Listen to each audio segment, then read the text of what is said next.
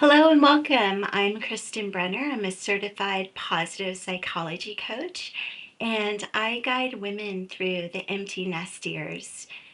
I'll be sharing with you my research on the empty nest transition and all the things that might come up, as well as a framework that helped me in the early years of empty nesting. So it's so interesting because even though I had so many clues that this transition was coming, starting in junior year of high school with the SAT appointment and then the actual day when my kids took the test.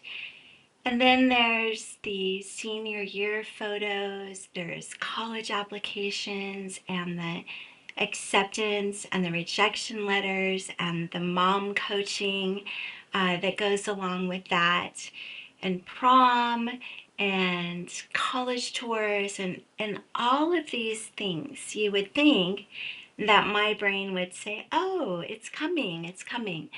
And yet somehow, when my daughter left, and she is my youngest in 2022, it really hit me like a brick. And the way that it showed up for me most significantly was, who am I outside of mom, outside of this role that had created so much structure in my life? Throughout my presentation, I will share with you voices of other women who participated in my study. And my hope is that through my stories and through their stories, that you will feel like, number one, you aren't alone if you're going through this. And number two, that you will feel perhaps more seen and understood and heard with what you're going through. And whatever the reason is that you're here, I just wanted you to know that you belong exactly where you are. I had a successful career in quantitative research for over 25 years. I did strategy for Fortune 500 companies with branding and also their product development. And by all of the metrics that we're all familiar with, the raises and the promotions and the clients returning to me and having my own consulting business and having clients seek me out, I still had this feeling underneath that something wasn't quite right or something was missing. And when my daughter left the nest in 2022, everything was broken wide open. That feeling that had been brewing and growing over the years had nowhere to hide any longer. And what I came to realize is that the anchor for my identity and my meaning and my purpose was wrapped up in my role of mom, that it didn't come from my career. And when that role shifted for me, I asked, who am I? Who am I outside of mom, as a woman, as a person? And I went on this deep soul search. And I'm sure you all are familiar with this when you start going down the Google rabbit hole, things just show up in your feed. And for me, that thing was a retreat in Costa Rica, and it was led by a woman who wrote the book, The Healed Empath. And what's significant about this particular event for me was it was the first time that I truly chose myself. And I was going out of the country by myself and I didn't know anybody. And that was, for me, that was brave. For me, that was the first time that I took myself and put myself first. And what happened in Costa Rica was first of all incredible connection and empowering conversations. But this picture of me here next to the waterfall, that was the moment that I had this epiphany, that I had the courage and the confidence to truly pursue what felt like deeply mine, what was aligned with who I was. And it was really the answer to that underlying feeling that I was having for so long. So I want to share a little bit about why I created this work and how I got to the place I am. So what I knew to be true about my research career and my strategy career is that I had this lifelong love of mentoring. I had a team and I just loved nurturing them and lifting them up and seeing them reach their goals and witnessing this incredible transformation that they would have. And as a researcher, I was naturally curious and I was accustomed to asking questions that would get below the obvious. And then when I had the data, really diving below the surface of those numbers and trying to find the threads, solve the puzzle, if you will, of what the story was underneath it all. And we were kind of the first to bring mindset into quantitative research, and it was rooted in psychology, which I absolutely loved. And I was so fascinated by how our mindset shapes all of our decisions, including rational decisions.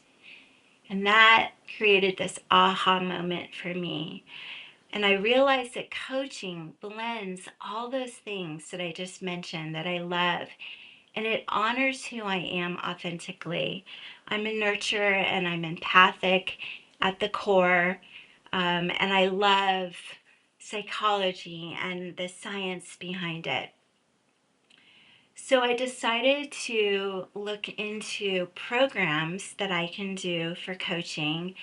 And not only did I want to understand the coaching skills, but for me as a researcher, it was important that I had a foundation that was evidence-based. So in coaching, we believe that our client has everything within them that they need and that they're capable and infinite possibilities, right? But sometimes in coaching, we just reach a point where we need something more to kind of break us open. And so I wanted an evidence-based foundation that I can offer to my clients, these tools. And what I found was positive psychology.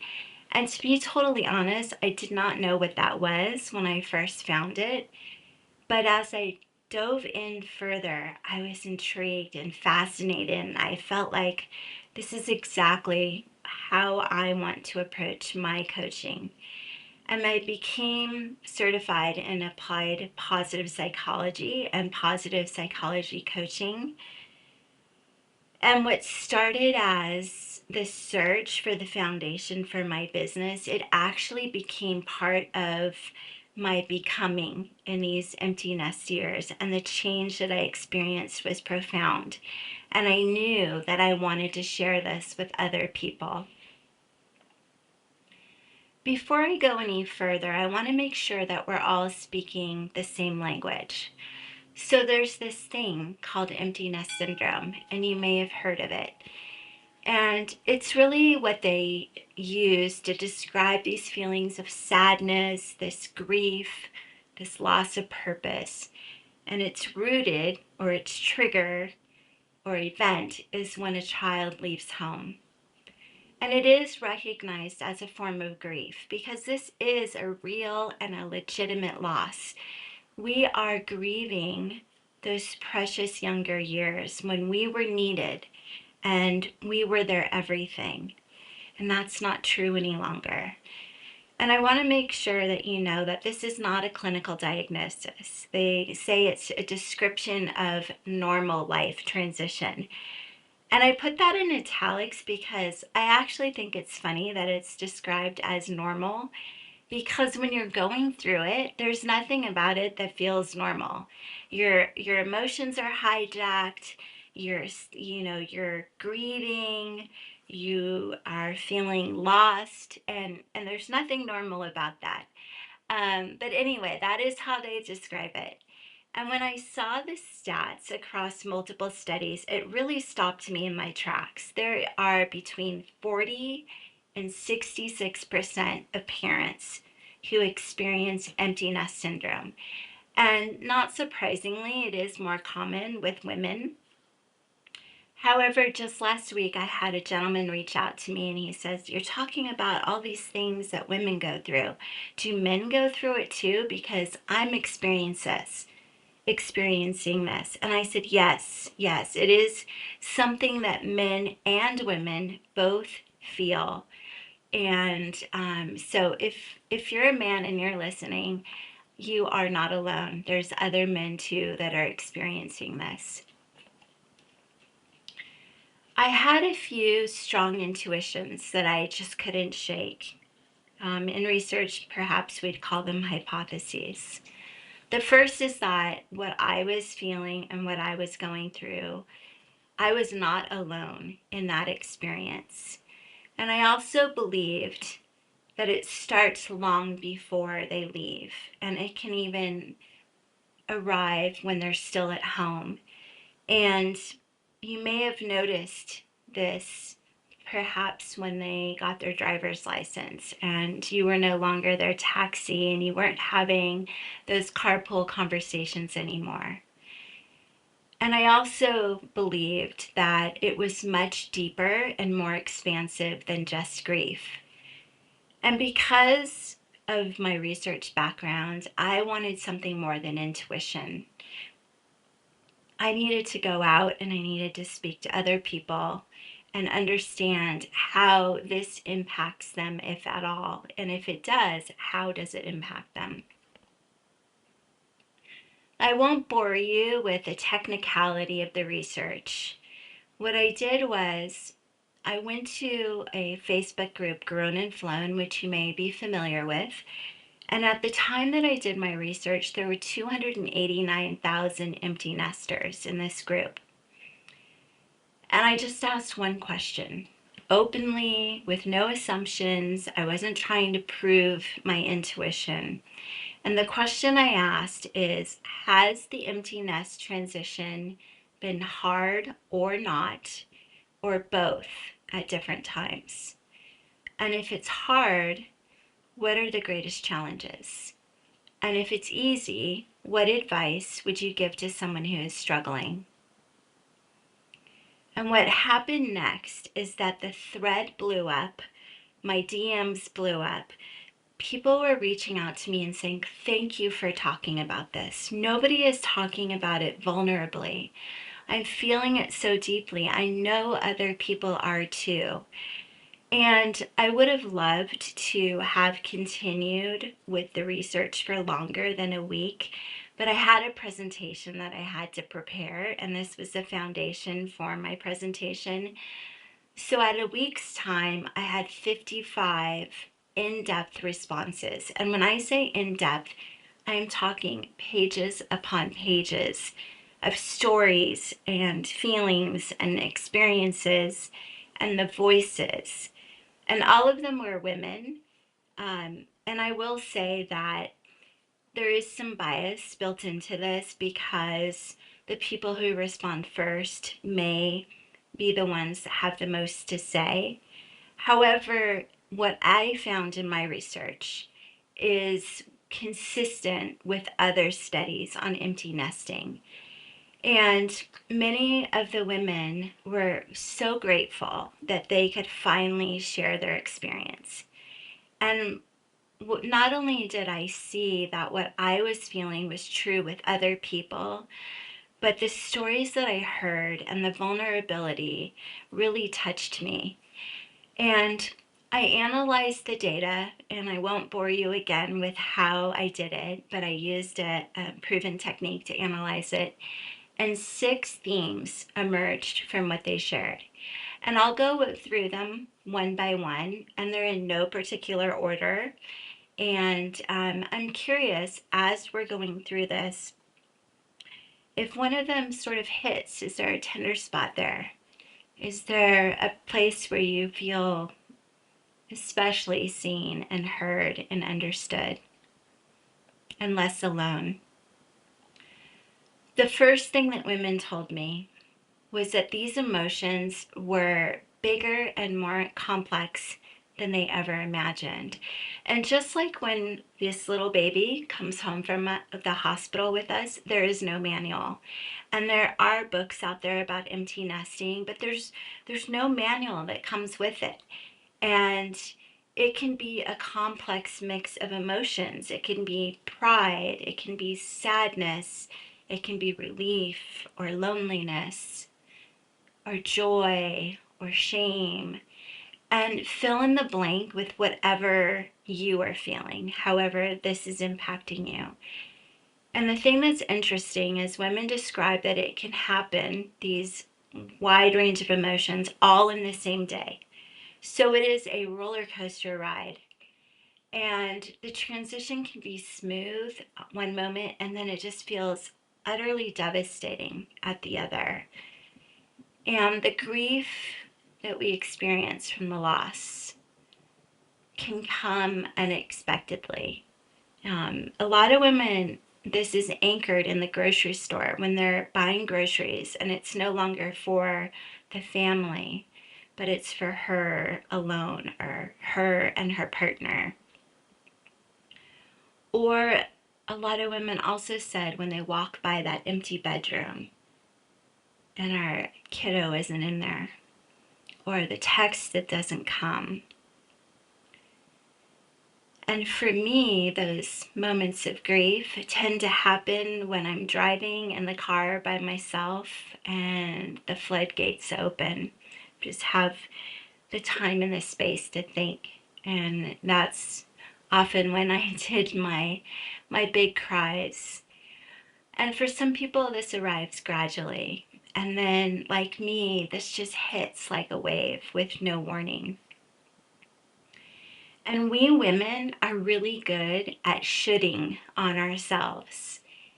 They were saying, I should be over this by now, or that something is wrong with them for feeling this deeply.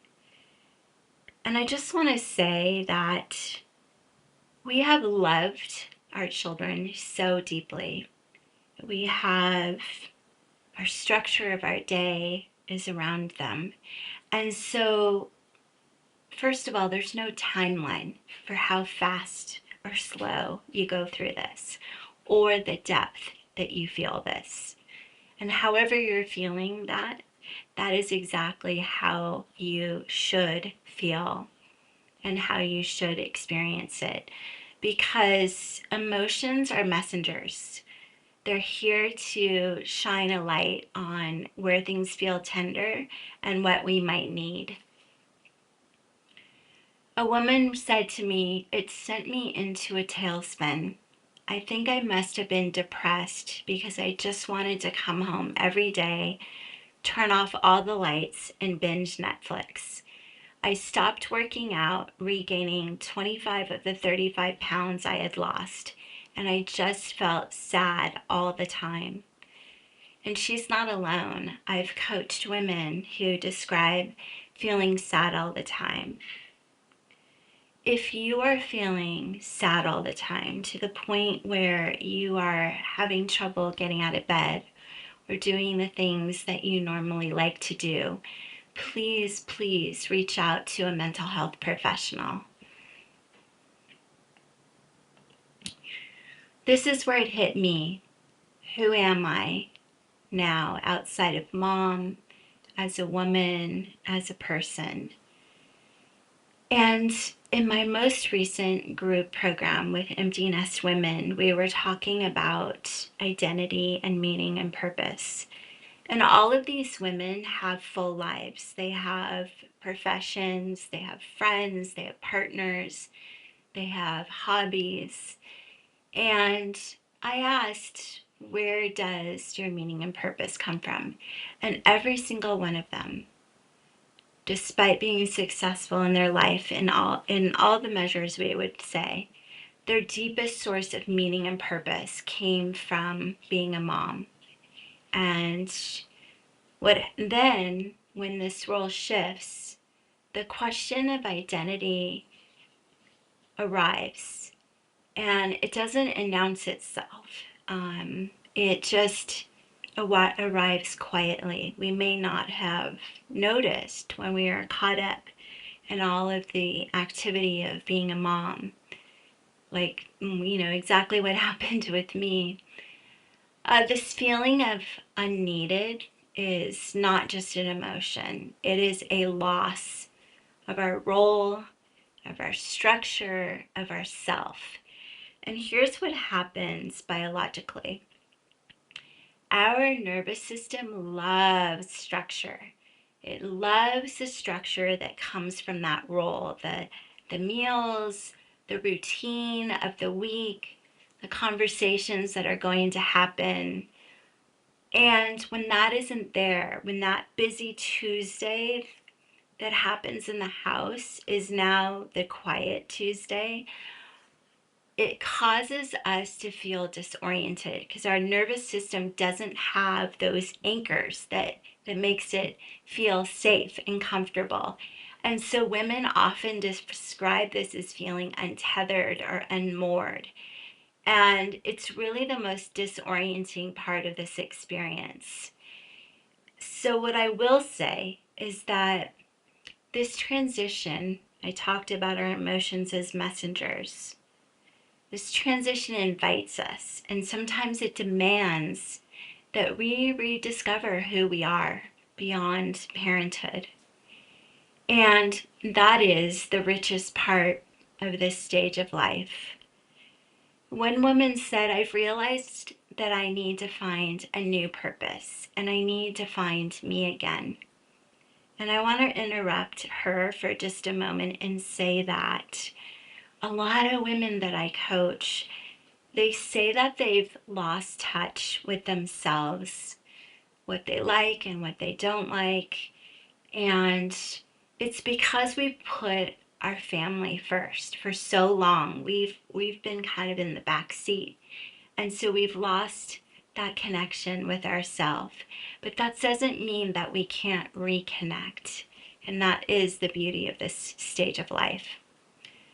She continues, my identity for so many years has been wrapped around being mom that I'm not sure how to do that.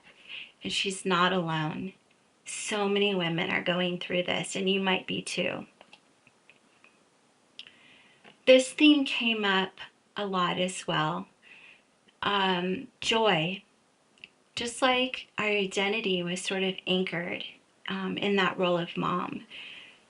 The joy is interwoven into our everyday.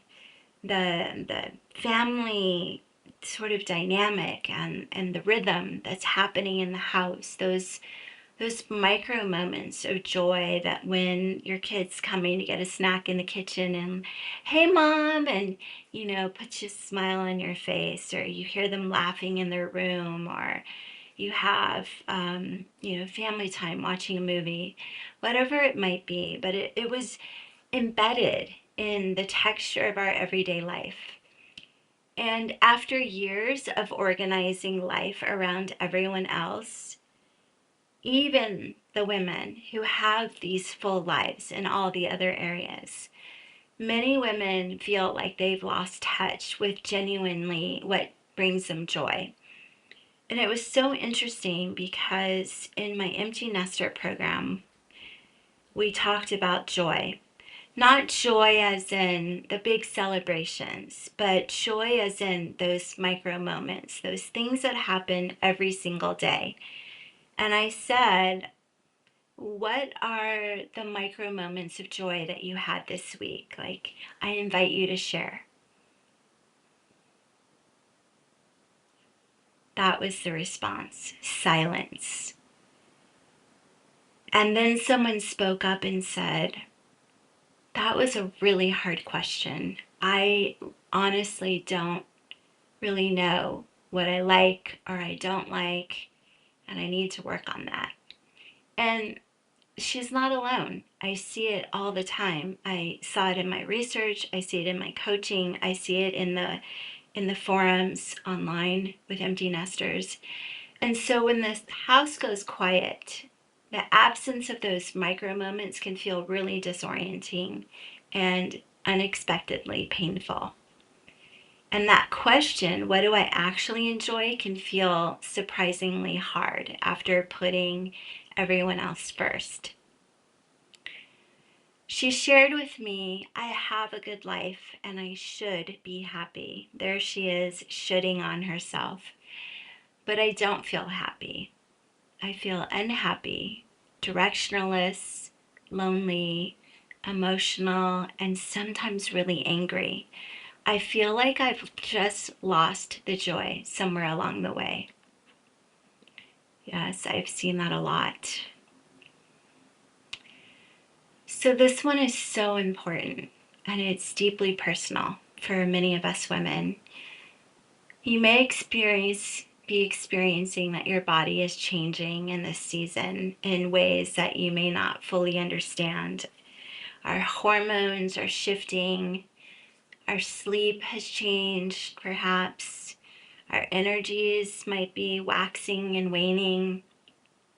And our body is asking us to care for ourselves and to pay attention to ourselves. And just like joy, we're so used to caring for everybody else that caring for ourselves, those acts of self-care may feel selfish or indulgent, or we may not know how to nourish ourselves. And it's complicated, right? We could be arriving to this empty nest stage exhausted and burned out because we've been pouring into everybody else's cup. And we may have only been practicing self-care when our friends had a spa day and we were invited, but it wasn't a daily thing. It wasn't part of our daily rituals. And we may only be thinking about self-care in those big things, the massages, going on a trip, and what we actually need is the little things, the micro acts of self-care, just like the micro moments of joy. So rather than waiting for the massage, what if what we needed was a walk or time in nature or 10 minutes of silence? And one of the women shared with me in my group that she likes to sit outside and get up when the sun is rising with her tea and just sit there in awe. And it could be a call with a friend. And you'll notice that these are things that we can do every day. We do say, oh, I don't have time for that. But we do have time. It doesn't have to be a long amount of time. What it is doing is creating this awareness and this intention that we matter. Our needs matter. We need to care for ourselves the way we care for everybody else. And giving ourselves permission to come first is not indulgent. And we need to believe that. And this belief is entirely new for some people. And it was funny because one of the women in my group recently shared that she was so proud because she was practicing this ritual every day, going outside and reading her affirmation every morning. And then her college son called and said, Mom, this is blah, blah. And you know how it, like, sometimes they just, overreact and all of that, and we get caught up in it. And she said, I completely abandoned everything I was doing. And for many people, it's the getting started that is the hardest part. And so when her rhythm was interrupted, she needed sort of this push again to get into the practice, to believe that it was okay to put herself first, that her needs mattered. One woman shared, I don't want the second half of my life to be just days and years, but quality time. Quality time with ourselves is just as important. And to do that, I've invested in myself. And that's such a beautiful thing to invest in ourselves. And it doesn't have to be big or long or pricey. I combine two different themes into one because at the core it's about relationship shifts. And in this stage of our life, some of these relationships can deepen, and some of them can reveal what is tender and what might need more attention. The first one, in no particular order, is the relationship with our children. This is a huge shift. And what shifting is that we're going from needed to chosen. They get to decide when they call us or text us or visit us. And this renegotiation is so tender and can be so painful. And it's also really beautiful time for us to learn, how do we connect with our adult children? How do we shift our relationship into an adult relationship with our kids that can be so rich and meaningful? The other area where this can show up is the relationship with our partners. For some, they have been running Family Co. And they've been really good at all the logistics and keeping everything running smoothly and people getting where they needed to go. And they may have lost that intimacy and that connection, that choosing each other, because life has felt so busy. And so this is an opportunity to see that tenderness and to reconnect, to think about the ways in which you connected with your partner in the beginning. Why did we fall in love? And to honestly almost date again. And this one came up, this next one. Even though these weren't women sharing voice notes with me, they were writing it.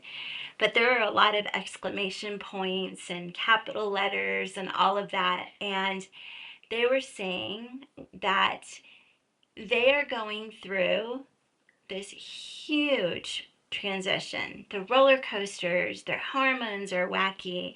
Their kids are not texting them. They're not sure who they are anymore. They don't know what they like. And meanwhile, their husband is acting like it's the same as it was before. And if you're feeling misunderstood or unseen or unsupported in what you're going through, this can create a lot of disconnection and a lot of resentment can quietly build. And so it's an opportunity of using healthy communication strategies to really articulate our needs. And that may be foreign for us to say what we need with respect, not finger pointing, but focusing on us and what we value and what we need from our partner. A woman shared, "I'm deep in the grown and flown phase of life, feeling invisible and untethered. And after years of caring for everyone else, I don't really have close friends anymore, and my marriage feels more like we're roommates than partners. And my kids are busy with their lives, and I'm left wondering who I am now." I want to bring something up. She talked about friends, and I've seen this come up a lot in podcasts. Mel Robbins, for example, had two podcasts about midlife friendships and how they change, and how some of them get deeper and some of them fall away and some of them require more focus and intention. And so that also can come up in this stage of life. And it's not because we've done anything wrong or they've done anything wrong, but we may have been so busy with our families that we haven't been able to connect as often, and we're not as close as we used to be. Or we might be changing.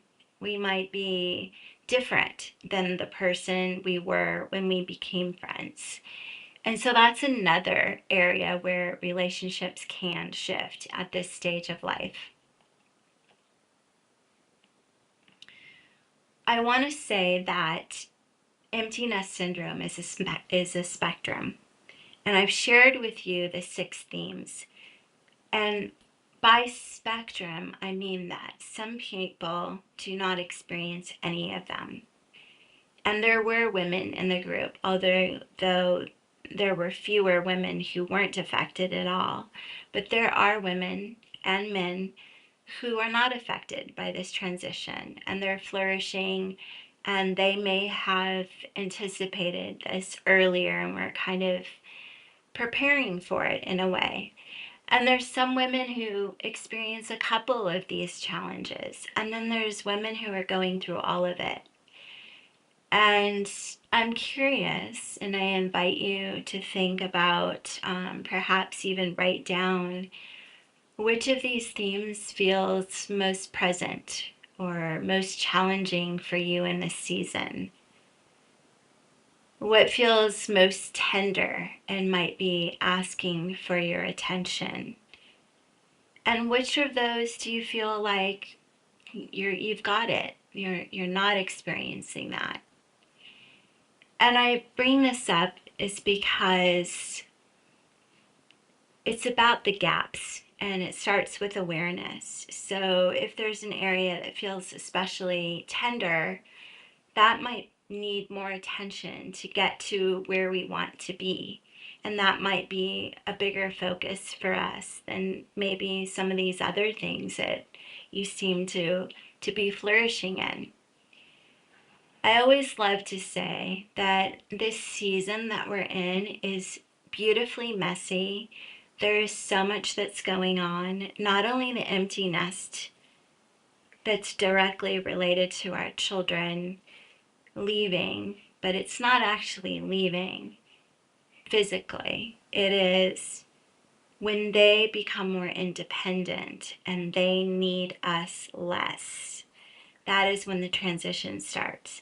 And that can happen in middle school even. And it extends beyond the college years when they finally launch, or your relationship changes again when your kids are married and now their partner is even higher up in the hierarchy. I hate to use hierarchy, but you know what I mean.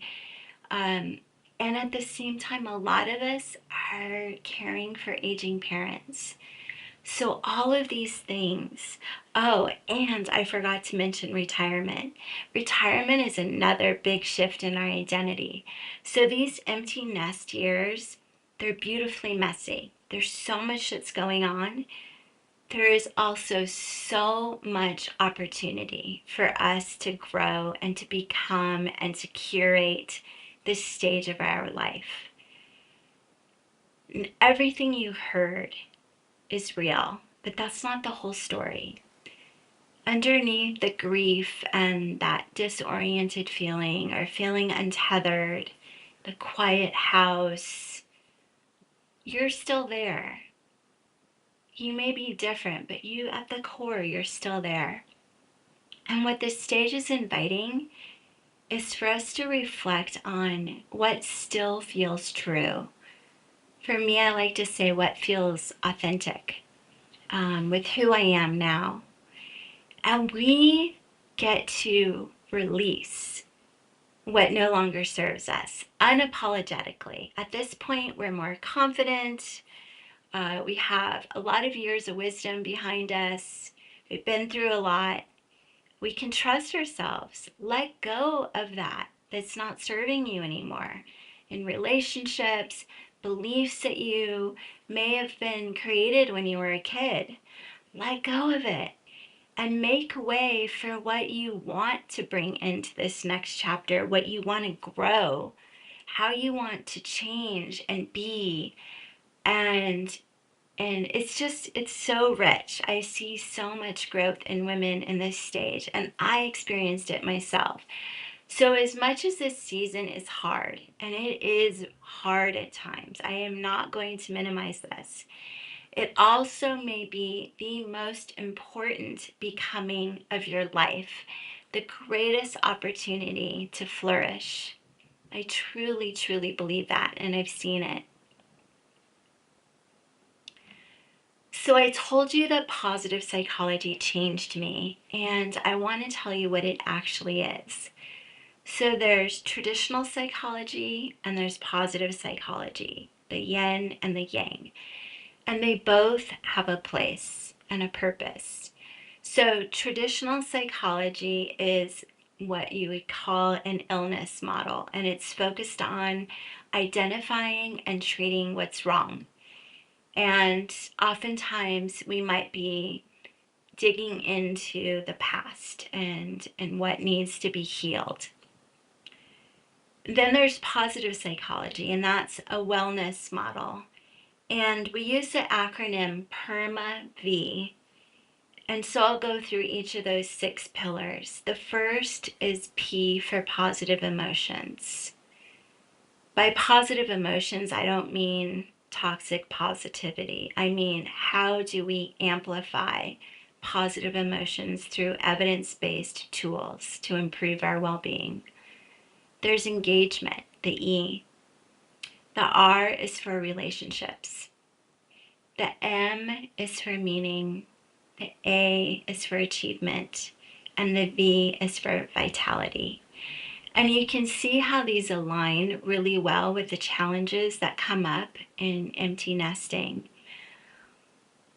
This is not a happyology. There is so much out there, especially on social media. Just be happy, or this book, just do this and you'll be happy. It is not that. And it is also not toxic positivity.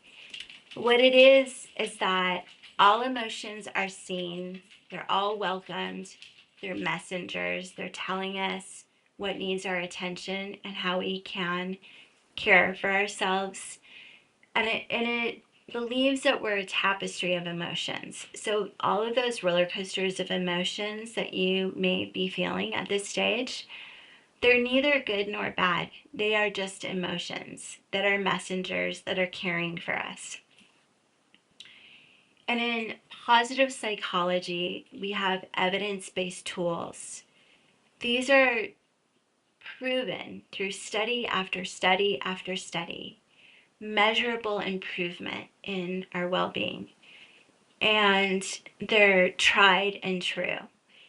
And for me, that's really important. Number one, because of my background in quantitative research. I like to have evidence-based tools.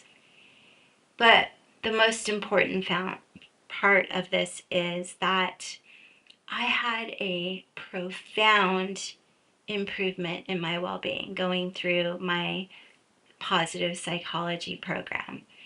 And it honestly surprised me. So in the beginning of the program, we did an assessment, a quantitative assessment. What is our PERMA-V score? And then we did it after the program was over. And I had a 30% increase in my well-being as measured by this objective assessment. And the thing is that I felt like a different person. I was lighter and brighter, and I had more optimism and hope. And those strengths, those character strengths that we try to grow, our resilience and our growth mindset, and all those things improved. And it was noticeable, not just to me, but to other people. And the greatest thing about it is that it doesn't take a lot of our time. It can be in those 5 minutes of self-care that you do before you go to bed, for an example. And as you see, for me, it has a high impact. And I have stories from women who've gone through my program that shared how it's affected them in a positive way. So I talked about the opportunity for us. This can close the gap from where we are right now to where we want to go, how we want to show up in our life, how do we want to curate this next phase. What are we leaving behind and what are we taking with us? What do we want to grow? that can help us flourish in these empty nest years. And that change is not only felt, but it's seen in the objective measurements. This chapter is not meant to be walked alone. It is beautifully messy and hard. It really is. And I offer many different ways to guide and support women through this stage of life. And all of them you can learn about on my website, which I'll share in the next slide. But I write a blog. I call it my Sparked Thoughts, to go with my business name, Sparking Positivity. And I believe that in me sharing vulnerably, that women will feel seen and heard and perhaps inspired by something that I've said or something that I've shared. And I also offer tools that have helped me, reflections on conversations that I have with women in coaching and my programs. And I only write when I have something important to say. It does not feel authentic to me to create content for the sake of an algorithm. So whatever I share is coming from my heart, and I only share when I have something meaningful to share. And the same goes with my newsletter. It's different than my blog. It includes things that I'm offering, tools, etc. I also offer a way for women to explore what might be right for them in this next phase, that they're ready to make a change, we're not sure how to make a change. I offer a free 30-minute conversation, and it's no obligation. It's just a way to help formulate your thoughts and an idea of how to move forward. I've talked a lot about my program. It's called The Art of Flourishing, and it's 8 weeks with 8 women. And we're all in the same season, and I guide with a workbook that I created. And that workbook is based on all of these challenges that came out of my research and all of the positive psychology tools that helped me get through this. And it's a combination of me teaching, a combination of practicing the work in our sessions, and the part that women talk about the most,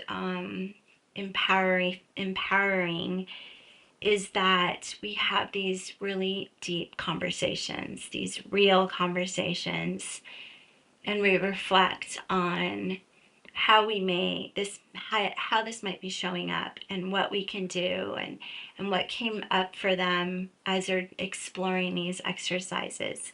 And if you're interested, there's more information on my website, and the next circle starts this September. If it feels like you need more private support, just us, I offer one-on-one coaching, and I do offer the ARC that's in my group program. But coaching is always client-led. You come to that session with what's most meaningful for you to walk away with, and we work towards that. And the ARC that I offer does not have to be followed. It's a framework that's there if my client chooses. And then lastly, I offer a way to, or a catalyst for you to say yes to yourself, just like that woman did for me. I offer retreats for women, and my first retreat is in November. It's currently sold out, but I do have a wait list, and I am curating the next retreat, which will be in spring or summer of next year. And I'll share more about that as the details come out. So something brought you here, something made you click and watch. And I just want you to know that every journey begins with that spark. And that spark for me was saying yes to the retreat and what unfolded in that quiet moment by myself in the rainforest. And I hope that whatever it is, that you follow that spark, because this really is our time to shine and to grow, just like it is for our kids. I just wanted to thank you for showing up for yourself. Um, that is a sign of self care. That is a practice, the beginning of a practice. And the conversation doesn't have to end here. And I would love to stay connected with you. You found me on YouTube. I will post videos there. I also have the QR code for my website, and everything is on there. You can learn more about me, more about positive psychology. You can learn about ways to work with me. You can sign up for my newsletter, read my blog. Um, there's also Instagram and Facebook. And just like I said about my blog, I only post when something feels meaningful or important to share. And then lastly, I welcome emails. I would love to hear from you. My email is here and I will respond right away. And I just want to thank you for taking the time. I appreciate you being here. And I look forward to being a resource for you in whatever way might feel meaningful. And subscribe to my channel, sign up for my newsletter, follow me on social. I will provide as many resources as I can to you that have helped me and will help you as well. Take care.